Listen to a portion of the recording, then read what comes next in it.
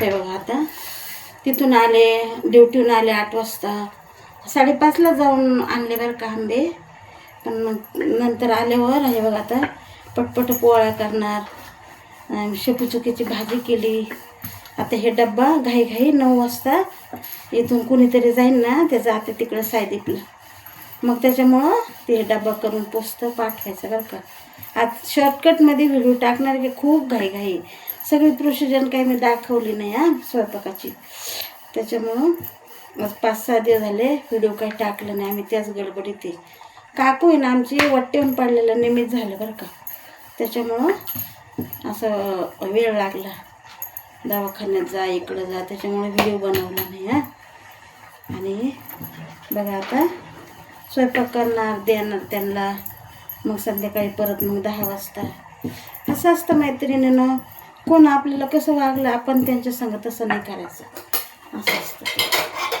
त्याच्यामुळं मला ज्यावेळेस माझे लेकरांचं दुखायचं ना, 2-2 वर्षाची मुलं वारले ना माझे, त्यावेळेस मला कुणी डबे नाही आणले बरं का. पण आता आपण तसं नाही करायचं.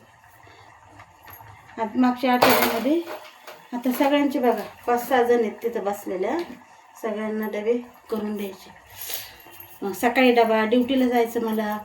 मग तिथून आल्याच्या नंतर परत घरचं दुपारी 2 वाजता ड्युटीहून आले का धुणं भांडे, पुन्हा दुपारी त्यांना 2 वाजता आल्याच्या नंतर काही कोणी आलं का सकाळी डबा दिलेला असतो. 4 वाजताच उठते आहो. आता बघा किती वाळवण्याचे काम आले होते, पण त्याला काही हात लागणार नाही. भरपूर ऑर्डर आल्यात, तांदळाचे पापड करा, तांदळाचे पापड. पण काय करणार, हातच नाही लागणार नाही, कोणी नाही आहे ना. त्याच्यामुळे हे बघा चुकीची भाजी केली बरं का थोडी. हे चुकीची भाजी केली छान अशी. हे बघा चुकीची भाजी केली. तुम्हाला सांगते चपात्या करते हे असं. मग आपला आता डबा भरायचा आणि द्यायचा थोडासा. आणि मग आहे ना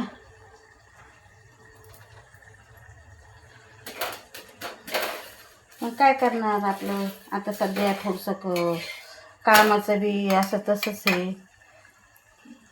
जाते कामावर काही. आता वाळवण्याचे कामं थोडे रिलॅक्स केलेत, काय करणार. हे बघा मैत्रिणींनो, माझ्या लग्नाला जवळजवळ 30 ते 35 वर्ष झाले बरं का. तेव्हापासून तर आम्हाला कोणी धोंडा बिंडा काहीही केलं नाही. मला कोणी हाय नाही तर कोण धोंडा करायचं हो. आणि मागच्या 15 दिवसात काय झालं की अचानक आम्ही आगडगावला गेलो बरं का. आता तो योगायोग म्हणावा की परमेश्वराला इतक्या वर्षातून माझी दया आली. त्याचं तेच जाणे की आपलं नशिबात काय तसं असं. तुम्हाला सांगू त्या दिवशी इतकी भव्य मिरवणूक काढली बरं का. आणि इतकं भरून आलं आम्हा दोघांना बी, काय सांगू की जिंदगीतला पहिला सोन्याचा दिवस असं निघला बरं का. आणि मग आमची इतकं स्वागत केलं, पैठणी घेतली मला बी. आता असं आम्ही दोघं बी इतकं रडलो ना घरी आल्यावर की आपल्याला आईबापा नसल्यावर काय किंमत कळती. ज्यांना आहे त्यांना आईबापाची किंमत नाही. आणि आपल्याला परमेश्वर आपले आईबाप झाले असं म्हणून वाईट वाटलं बरं. आणि मग आम्हाला 5 पोशाख केला. आणि मग मैत्रिणीनं इतके खुश का आम्ही प्रत्येकजण. आता लेकी बाहेरचं कसं असतं, प्रत्येकाला लेकी असतात, आईवडील त्यांचं स्वागत करते. आम्हाला बताशे ताट, दोघांना 5 पोशाख तिथं देवादारी आम्हाला दिला. म्हणजे देव म्हणला असा काहीतरी सबर धरलेलं आहे तो, है ना. सबरीचं मिठा फळ माणूस म्हणता ना, तर ते खरं आहे बरं का. कोणीतरी आपल्या जीवनामध्ये आपण जितकं दुःख काढलं ना तितकं कधीतरी त्याला पण दया येते हो. तशी माझी दया कालभैरवला आली बरं का.